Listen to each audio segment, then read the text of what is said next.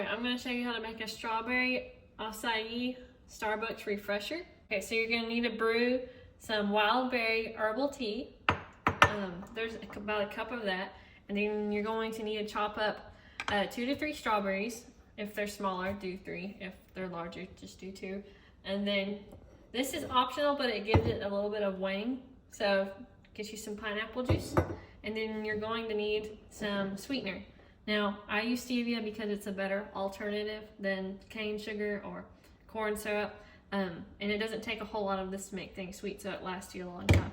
And then, of course, you're going to need your ice if you want it cooler. Alrighty, let's get into it. Alright, so you're going to take your pineapple juice, and you're going to do about 1/3 of a cup.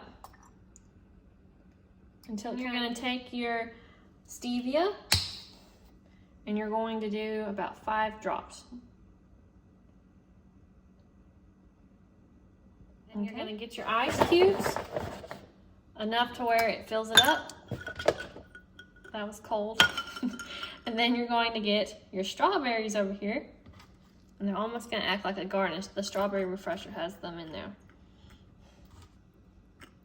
And you don't have to put as many as I do, but they're like little candies once they soak that juice up. And that is how you make a strawberry acai Starbucks refresher.